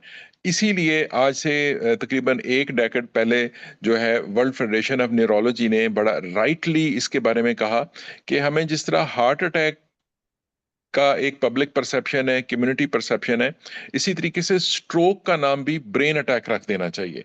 अगर हम ये करने में कामयाब हो जाएं अपने माशरे में, तो मैं समझता हूँ कि एक जो लेमैन है, whether it's in bigger cities और somewhere in the peripheral area, तो ब्रेन अटैक पे उसकी जो परसेप्शन है वो डिफरेंट हो जाएगी। वो जल्दी उसको मेडिकल अटेंशन में लेके आएगा, पीडियाट्रिशियन को या प्रैक्टिशनर को या ईआर में लेके जाएगा। तो ये तो पब्लिक परसेप्शन करने के लिए जरूरत है। दूसरा मैं ये कहूंगा कि जिस तरह मैं इनिशियल उस वक्त 2023 में जब कासिम साहब सारी एफर्ट कर रहे थे with government of Punjab health department regarding the availability of this innovative medicine regarding the stroke programme, तो मैं चंद मौकों पे उनके साथ उनकी एफर्ट का आई विटनेस हूँ। तो मैं समझता हूँ कि ये एक चेंज मेकर थेरेपी या चेंज मेकिंग प्रोग्राम था जो पंजाब में शुरू हुआ और अब ग्रेजुअली स्प्रेड कर रहा है। और फ्यू मंथ्स बैक मेरी कासिम साहब से मुलाकात हुई थी regarding the establishment of stroke corner or stroke bay in the ER of Children's Hospital in pediatric patient as well, because we strongly feel, though yet it is not approved to that extent, लेकिन जो age group 12 से 18 वाला है उसमें हम इसको consider कर सकते हैं, क्योंकि हमें बहरहाल स्ट्रोक के पेशेंट देखने को बहुत फ्रीक्वेंटली मिलते हैं। तो 12 से 18 का एक एज ग्रुप है, और 12 से 2 तक अगर मैं दूसरा एज ग्रुप में डिवाइड करूं और 2 से नीचे तीसरे एज ग्रुप में डिवाइड करूं, तो मैं समझता हूं कि 12 से 18 वाला एज ग्रुप है, सर्टनली उसमें इसकी एक पॉसिबिलिटी है। सीटी स्कैन बिल्कुल इस वक्त हर अस्पताल में मौजूद है। हमारे अस्पताल में तो माशाल्लाह 2 सीटी स्कैन है, जिसमें से एक 128 और दूसरा जो है वो 640 स्लाइस का सीटी है, अपार्ट फ्रॉम एमआरआई और जो कार्डिक कैथ है। तो मैं समझता हूँ कि चिल्ड्रन हॉस्पिटल लाहौर एक आइडियल साइट बन सकता है regarding paediatric stroke unit, both for initial management, both for TPA management और द नेक्स्ट जनरेशन जो अभी कासिम साहब ने बताई कि जुलाई से अवेलेबल हो जाएगी, और सब्सीक्वेंटली इसकी किसी भी किस्म की इंटरवेंशनल न्यूरोलॉजी के लिए। I still remember and witness about 2 decades back जब लाहौर में जो लाहौर जनरल हॉस्पिटल के एक आई वुड से कि न्यूरोलॉजी में जो इंटरवेंशन करते थे, दो by qualification he is a radiologist, उन्होंने इस पे काफ़ी काम किया हुआ है। वो पिंस में I am talking about referring to doctor Umair Rashid साहब। तो उन्होंने उस दौर में चंद मरीज़ों की ये जो प्रोसीजर थे वो इसमें किए थे चिल्ड्रन हॉस्पिटल में। आगे बात आ जाती है कि कॉमन इटियोलॉजीज कौन सी हैं और वो किस तरीके से बच्चों में डिफरेंट है। पीडियाट्रिक्स में particularly in countries like Pakistan infections बहुत कॉमन है। तो जो बहुत छोटे बच्चे हैं उसके अंदर जो बर्थ रिलेटेड प्रॉब्लम्स हैं, hypoxic ischaemic encephalopathy, sepsis, meningitis, वो कॉमनेस्ट रीजंस हैं स्ट्रोक की इन स्मॉलर चिल्ड्रन। और जो बड़ा एज ग्रुप है जिसको मैंने कहा कि 2 साल से लेके 12 साल तक एज ग्रुप है, उसमें कुछ सिस्टेमिक इलनेसेस हैं जिसके अंदर आई वुड से कार्डियोवास्कुलर हैं, उसके अंदर जीआई और जो रीनल कॉजेस हैं। कार्डियोवास्कुलर उसमें मैं टॉप पे रखूंगा, क्योंकि जितनी कार्डिक एनोमलीज, कॉन्जेनिटल एनोमलीज हैं जिनके अंदर स्ट्रोक लाइक टेट्रोलॉजी वगैरह हैं, इनमें स्ट्रोक के खासा सिग्निफिकेंट इंसिडेंट्स हो रहा होता है, और वो बच्चे हमारे पास रिपोर्टेडली प्रेजेंट भी कर रहे होते हैं। कोएगुलोपैथीज रिलेटिवली लेस कॉमन है, लेकिन एक नई एंटिटी जो हम समझता हूँ कि बताने की ज़रूरत है अपने सुनने वालों को, पीडियाट्रिशियंस को या प्रैक्टिशनर्स जो भी इस वक्त सुन रहे हैं और बाद में जिस तरह आप फरमा रहे थे कि रिकॉर्डिंग पे बच्चे सुनते हैं, कि जो वक्त के साथ साथ जब हमारे पास मोडेलिटीज़ इंक्रीज हुई जिसमें MRI, MRA और CT एंजियोग्राफीज, तो बहुत सारी ऐसी जो कॉन्जेनिटल मैलफॉर्मेशंस या ऐसी एनोमलीज हैं जो एट सम स्टेज स्ट्रोक के साथ प्रेजेंट कर रहे होती हैं, जिसमें कॉमनेस्ट मैं मिसाल दूंगा कि अगर कोई बाय बर्थ एक स्टीनोज्ड वेसल है या एक एब्सेंट वेसल है या डेवलप हो रही है because of some underlying immune mediated mechanism like moya disease, तो ये तमाम चीज़ें जो हैं ये एट सम स्टेज स्ट्रोक का मूजब बन रही होती हैं। कोएगुलोपैथीज जो है like protein C, protein S deficiencies या एंटी कार्डियोलेपिन और ये तमाम जो है ये रिलेटिवली लेस कॉमन है। जो हीमोफीलिया है वो जाहिर है वो हेमोरेजिक की तरफ जाता है, तो उसकी चूंकि हमने शुरू में ही बात कर ली कि उसके लिए एक अलग सेशन रिक्वायरमेंट है, तो उसकी हम बात इंशाल्लाह नहीं अगली करेंगे। दफा एक जी इकट्ठा सेशन जी करेंगे इंशाल्लाह। जी जी इंशाल्लाह। तो थ्रोम्बोसिस जो ये इस्कीमिक स्ट्रोक है इसकी ये कॉमन रीजन है जो कार्डियोवास्कुलर आती हैं। बाकी जो मैंने बताया कि सिस्टेमिक रीजंस हैं जिसके अंदर रीनल कॉजेज भी हैं और लिवर रिलेटेड कॉजेज हैं, वो भी इन बच्चों में खासी कॉमन होती हैं, but not up to the extent of जो एडल्ट्स हैं। जो 12 से 18 साल तक का एज ग्रुप है उसमें ऑफ कोर्स इटियोलॉजी थोड़ी सी और डिफरेंट हो रही होती है। उसमें जो हम कह सकते हैं कि वो वजूहात जो कासिम साहब की लिस्ट में 25 से ऊपर वाले एज ग्रुप में कॉमन थी, वो तमाम वजूहात जो हैं वो 12 से 18 साल के एज ग्रुप में भी फॉल कर रही होती हैं। लेकिन अगर मैं कहूँ इसमें ट्रॉमा भी है, ट्यूमर भी है, इसमें जो इम्यून मेडिएटेड कॉजेज हैं वो भी हैं, और probably hypertension as a primary entity तो नहीं होगी, लेकिन hypertension secondary to underlying either renal cause, hepatic cause और एनी अदर सिस्टेमिक कॉज जो है that could be one of the reason. तो irrespective of the underlying aetiology, हमें जिस वक्त भी एक्यूट स्ट्रोक अटैक होगा तो वो तो डेफिनेटली हमें स्ट्रोक को ही एड्रेस करना होगा, एंड सब्सिक्वेंटली हम जो उसके अंडरलाइंग इटियोलॉजी है उसको जरूर देखेंगे और उसको भी for the long term prevention जो है उसको एड्रेस कर रहे होंगे।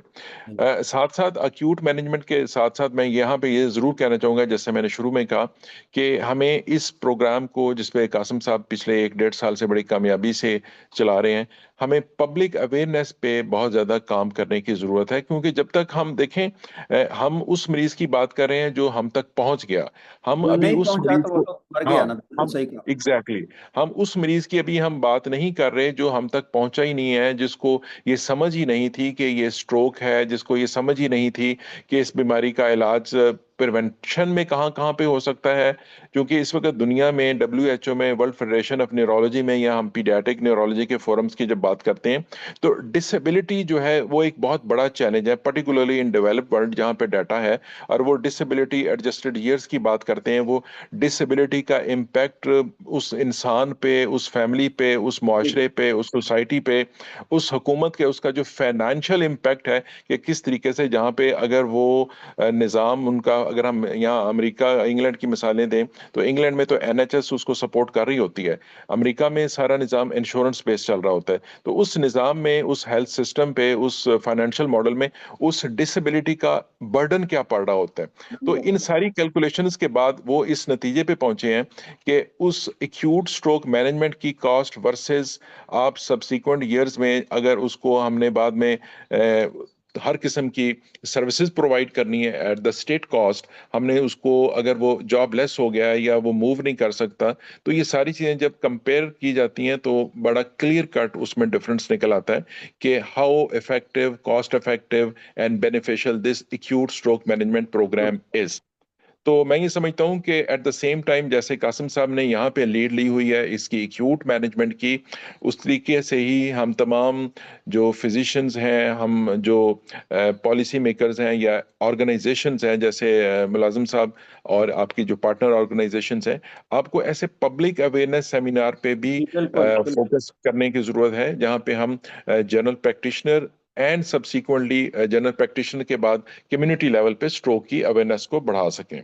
तो बिल्कुल विद दोज रिमार्क्स मैं एक बार फिर आप सबका शुक्रिया अदा करूंगा कि आप लोगों ने मुझे मौका दिया इस इम्पोर्टेंट टॉपिक पे अपना ख्यालात का और अपना एक्सपीरियंस शेयर करने का। और शुक्रिया थैंक यू। कासिम साहब। मैं आपको एक गुजारिश करूंगा, और वो अपना टीपू सुल्तान साहब, कि मुजफ्फराबाद कश्मीर एक दूर दराज इलाका है, जहां दूसरी जगहों पे आप करेंगे तो आप मुजफ्फराबाद की भी ज़रूर उसको याद रखिएगा कि मैंने मुजफ्फराबाद से इनवाइट किया है प्रोफेसर नहीम को। मेरे साथ बड़े नौजवान पीडियाट्रिशियन भी हैं, और डॉक्टर नहीम, बताइएगा कि हमारे यहाँ क्या पोजीशन है आपके CMH में हमारे। अस्सलाम वालेकुम वरहमतुल्लाहि वबरकातुहू। प्रोफेसर मुलाजिम खारिज साहब, प्रोफेसर कासिम साहब, टीपू सुल्तान साहब और बाकी तमाम शुरका को मेरा सलाम। इंतहाई तफसीली बात की दोनों शुरका ने। मुजफ्फराबाद CMH जहाँ मैं काम कर रहा हूँ वहाँ पे हमारे पास ऑन एवरेज 800 एडमिशन होते हैं पीडियाट्रिक पर मंथ। उसमें से जो ऑन एवरेज हमारे पास पेशेंट आते हैं 1 to 2% स्ट्रोक के साथ आते हैं, और 95% स्ट्रोक जैसे टीपू सुल्तान साहब ने बात की वो इस्केमिक स्ट्रोक के साथ आते हैं। और हमारे पास जो चैलेंज हम देखते हैं वो ये होता है कि यहाँ हमारे पास ये थ्रोम्बोलाइसिस या इंटरवेंशन की है सहूलत नहीं नहीं है। हमारे पास वो, जी बिल्कुल आ, बिल्कुल। हमारे पास कई दफा ऐसा भी होता है कि हमारे पास जब हम CT स्कैन की बात करते हैं तो CT स्कैन चूंकि एक होता है तो रश एक की और वजह से छोटा सा वो भी CMH दो में। तीन। जी सर। और उसके बाद एक और जो बड़ा चैलेंज है, अब यहाँ पे हमारे पास चूंकि आप यहाँ पर रह के गए हैं कि 40 किलोमीटर की जो ड्राइव है वो भी कहीं दफा 2 घंटे लग जाते हैं क्योंकि हिली एरिया है। और यहाँ से अगर हम रावलपिंडी पेशेंट को मूव करते हैं तो इट्स 120 किलोमीटर, वो 5 आवर का ड्राइव टाइम बन जाता है। जैसे यहाँ बात की गई कि फॉर थ्रोम्बोलाइसिस 4 to 6 आवर्स एक एवरेज टाइम है लास्ट नॉन वेल टाइम के बाद। तो हमारे पेशेंट आमतौर पर उस विंडो से तो वैसे ही निकल जाते हैं। पीडियाट्रिक में अभी इतना अच्छा सेटअप शायद रावलपिंडी चिल्ड्रन हॉस्पिटल भी नहीं है। जैसे टीपू सुल्तान साहब ने लाहौर की बात की, they are doing very well.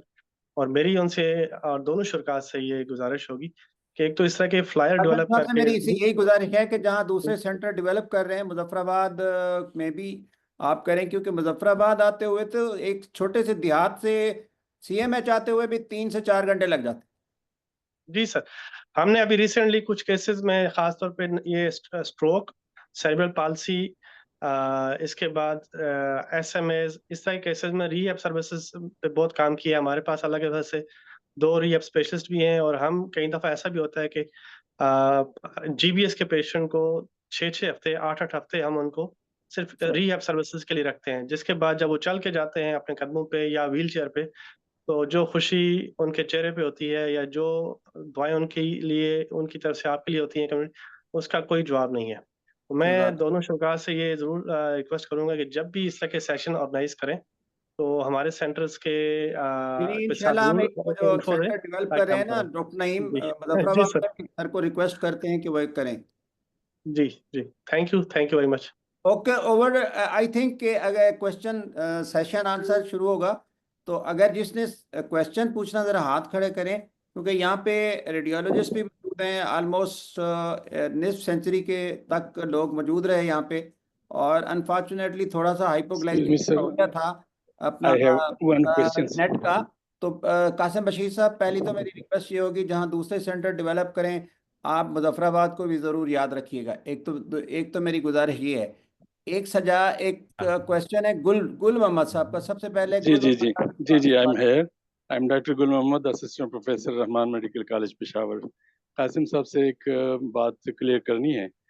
जिस अरसे से एक तो सवाल ये आपका क्लियर हो गया कि 4.5 घंटे के बाद भी हो सकता है। एक तो सवाल आपने ये पूछा था। नहीं नहीं, एक ये है कि इनके पास अगर कोई ऐसा डाटा मौजूद है कि जी टाइम इज मैटर, कि जो पेशेंट आते हैं फर्स्ट आवर में they are getting this thrombolytic therapy, another patient is getting in the second hour, and third patient is getting in the third hour or fourth hour. तो is there any time matter कि first hour में जो लेते हैं thrombolytic therapy, they will be getting more benefit as compared to the patients which are getting in the third hour? 4.5 तो सही है। और ये दूसरा part of my question is कि अगर 4.5 घंटे के बाद अगर कोई पेशेंट आ जाए मार्जिन पे 5 आवर्स में या 6 आवर में, तो इनका बेनिफिट 0% होगा? कासिम साहब जी प्लीज। जी तो इसमें एक डेटा इज रेडली अवेलेबल, और कि can you earlier share that data sir with us? जी वो मैं आपसे कर लूंगा। और वैसे तो आप ऐसा है अगर कि ऑनलाइन डॉक्टर भी गुल, हमने एक हेमरेजिक स्ट्रोक के ऊपर जो सेशन रखना है ना, उसमें फिर हम डाटा पे सर को कहेंगे इंशाल्लाह। जी जी, मगर वैसे मैं अगर नहीं, आपको अगर बताऊं तो अगर अवेलेबल है आप तो इसमें क्या है, अगर अवेलेबल है तो प्लीज नहीं नहीं, मैं थोड़ा सा आपसे ये आइडिया। जी मेरे पास इस वक्त ये मुझे फिर से अपनी वो प्रेजेंटेशन में जाना पड़ेगा, फिर ये ना हो कि वो कनेक्शन ही टूट नहीं जाए। नहीं, हाँ, बाद में।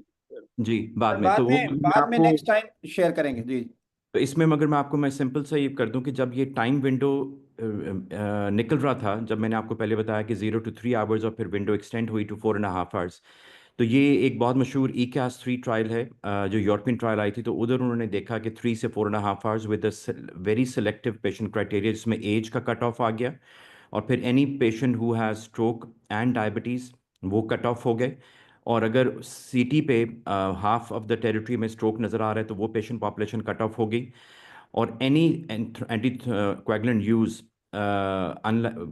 वारफेरिन और या कोई भी चीज़ 80 एंड अबव में, तो वो एक क्राइटेरिया ऐड हो गया। तो वो 4 सबसेट वाले पेशेंट पॉपुलेशन वो 1.5 घंटे के एक्सटेंशन से निकल गया, क्योंकि उनमें क्लियरली रिस्क बढ़ गया था थ्रोम्बोलाइसिस का।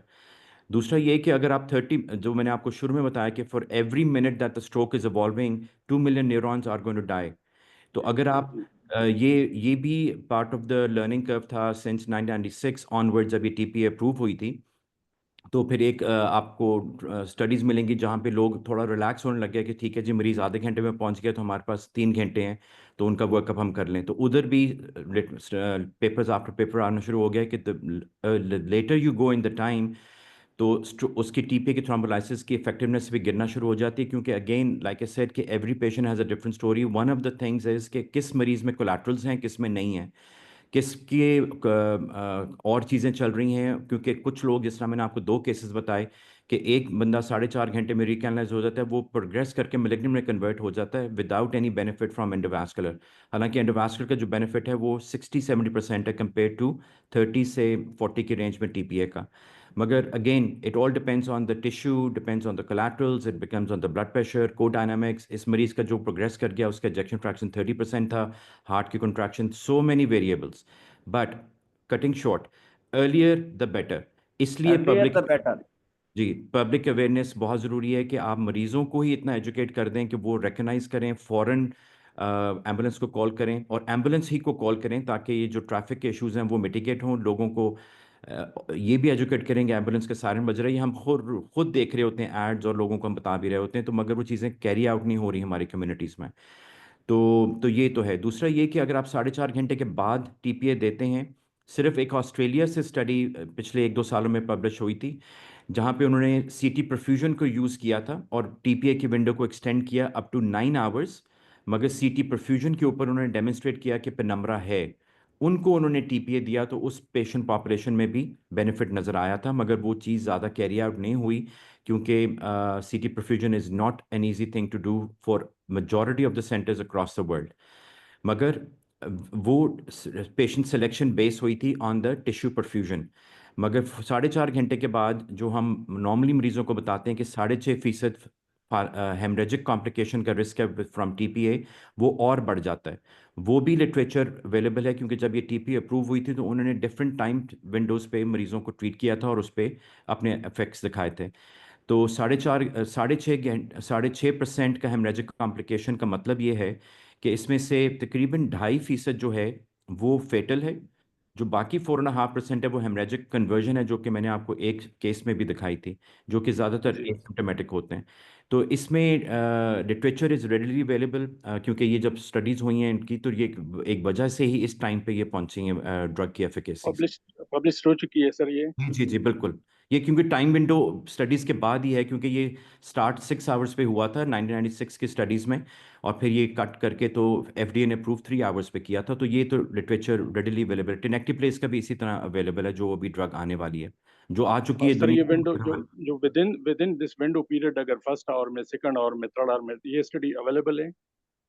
जी बिल्कुल, क्योंकि जी, तो ये आपको जब आप ये स्टडीज़ की जो मेन जब एफडीए अप्रूवल की स्टडीज़ में जाते हैं, तो आपको सर्च भी करेंगे तो आपको टीपीए की मिल जाएगी कि पहले कुछ सेंटर्स को इतने विंडो की पेशेंट एनरोलमेंट का कहा गया, कुछ को किसी और विंडो का, फिर फाइनली ये 3 आवर्स पे आई। और फिर जो एफडीए की अप्रूवल है वो अभी भी, अगर आप टीपीए की बॉक्स को देखेंगे ना, तो एफडीए की अप्रूवल सिर्फ 3 आवर्स है। American stroke association, European stroke association, Canadian stroke association, Australian, इन सब की जो सोसाइटीज़ की रिकमेंडेशंस के ऊपर ऑस्ट्रेलिया की स्टडी की जो आई थी और बाकी जो ECAS 3 आई थी, उन्होंने 1.5 घंटा दिया था। मगर एफडीए ने उसके बॉक्स के ऊपर अगर आप देखेंगे तो सिर्फ 3 आवर्स है अभी भी। मगर हम जो ये 4.5 घंटे कर रहे हैं, जो नॉर्मल प्रैक्टिस बन चुकी है अक्रॉस द वर्ल्ड, वो है by the recommendations of the respective stroke societies from the developing countries, from the developed countries. ये एक किसी ने कमेंट दिया है, benefit drops down to 50% if given after 4 hours as compare to given before 90 minutes. जी, तो further risk of the haemorrhagic conversion increases as the time increases. एक तो ये बिल्कुल। सजाद साहब का, साजिद साहब का। सजाद कैसर, मैं आपको कैसर सजाद बोलता हूँ। एक रुकैया खां का सवाल है कि what is the risk of TPA after 4.5 hour? Risk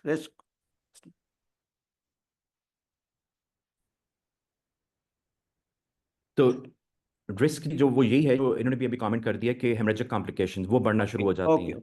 अच्छा, एक तो सवाल आ क्योंकि रहा है टिश्यू सुल्तान, जो है वो डैमेज जितना होता है, ऐसा भी है कि सर आप इन्होंने उसको पूछा है कि रिकैनलाइज सर, करेंगे तो वो जी जी, एक सवाल पूछा है इन्होंने कि sir initially we without medicine how given benefits patients with any other medication? जी। तो इसमें पहले लोग है थे, तो मगर उसका भी रोल बिल्कुल नहीं है, कोई गाइडलाइन नहीं है, उसका बिल्कुल नहीं है।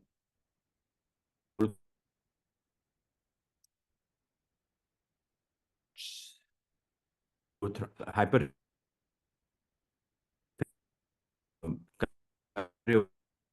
प्रैक्टिस वही।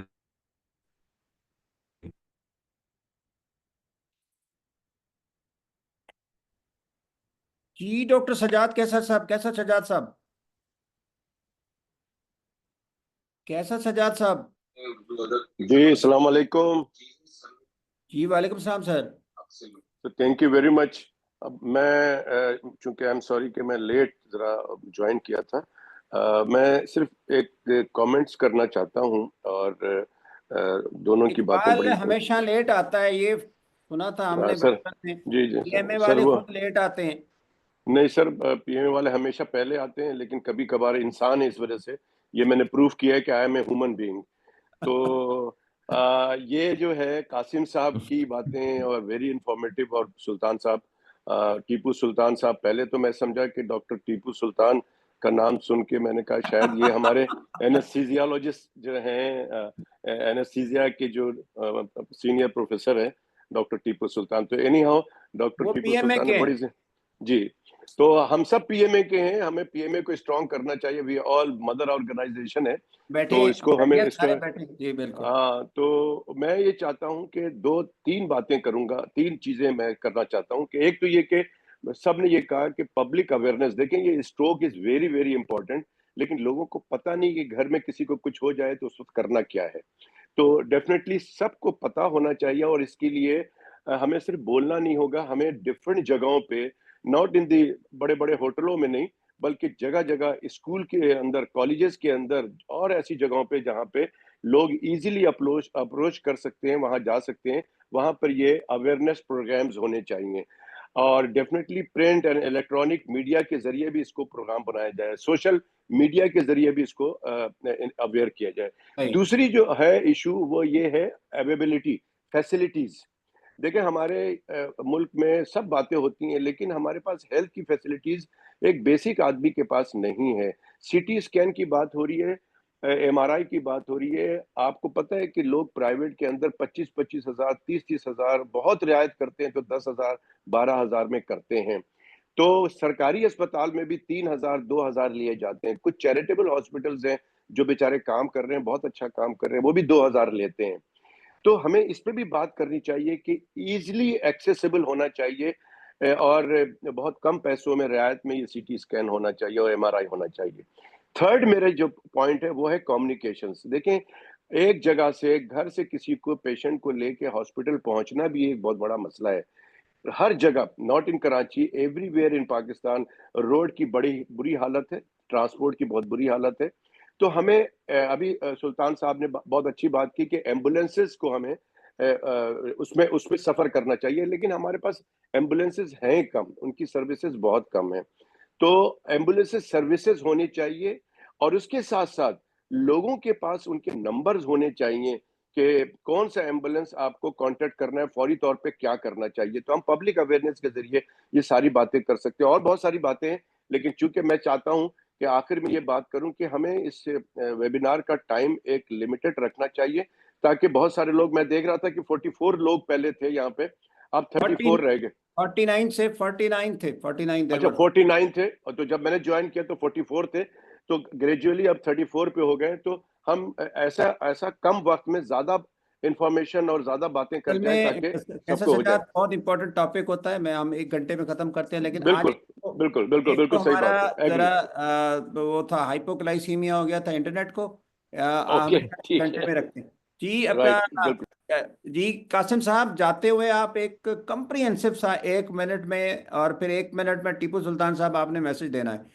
सर मैं आखिर में एक बात कर लूं मुलाजिम जी साहब, कर लें थैंक कर यू। लें। मैं on behalf of Pakistan medical association में कासिम बशीर साहब और टीपू सुल्तान साहब का बहुत शुक्रगुजार हूं कि वो आए इतवार के दिन और उन्होंने बहुत इंफॉर्मेटिव चीजें लोगों को बताई। I am really extremely thankful to both of you.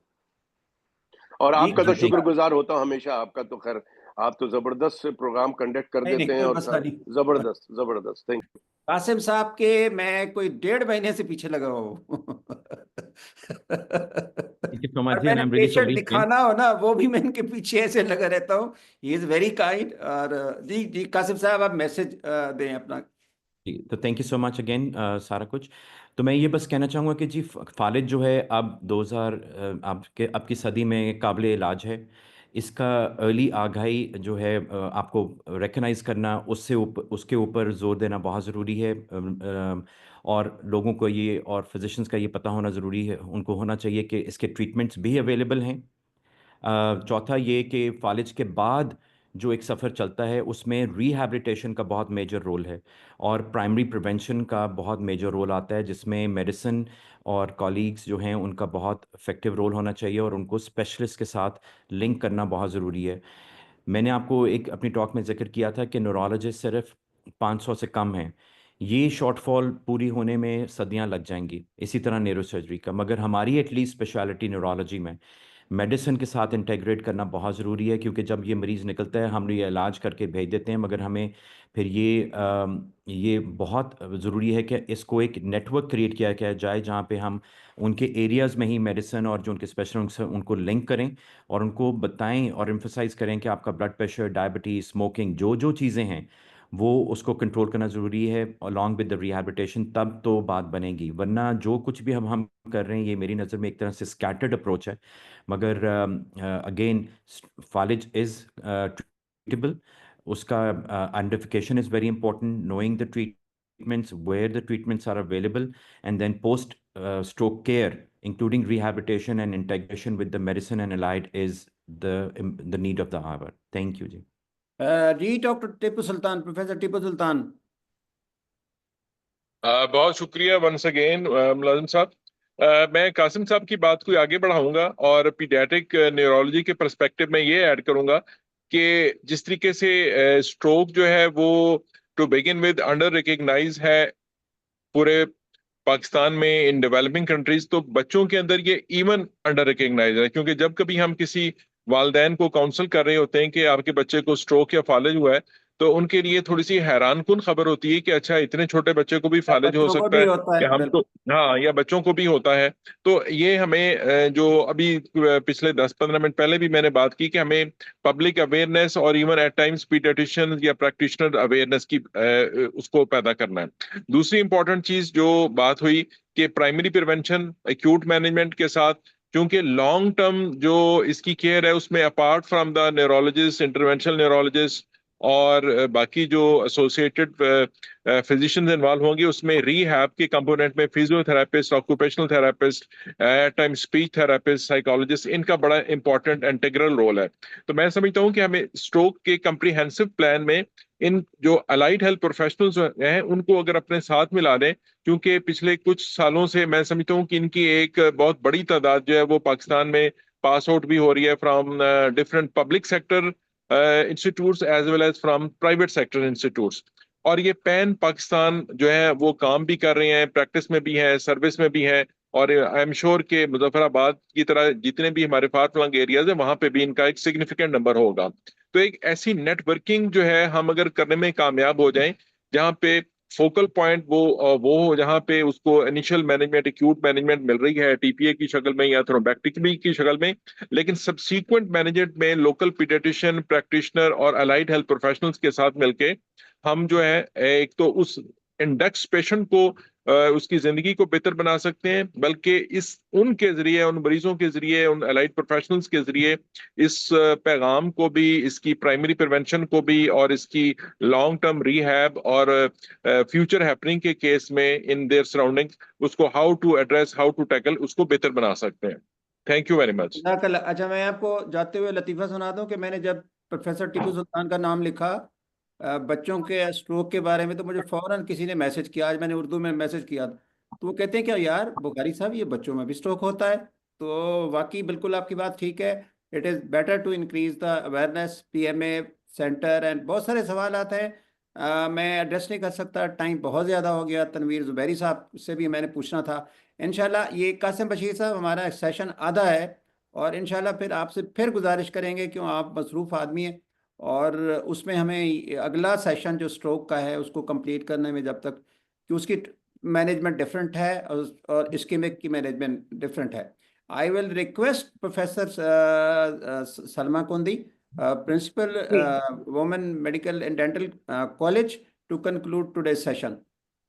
अस्सलाम वालेकुम, thank you so much Bukhari sahab. मैं बहुत मशकूर हूँ प्रोफेसर कासिम बशीर साहब की एंड प्रोफेसर टीपू सुल्तान साहब की। और जिन कौमों में इस तरह के लोग पाए जाते हैं वो कौमें मुर्दा नहीं होती हैं। I am very happy to learn कि इन दोनों ने किस तरह सारे पंजाब में एक सॉर्ट ऑफ रेवोल्यूशन ले आए हैं।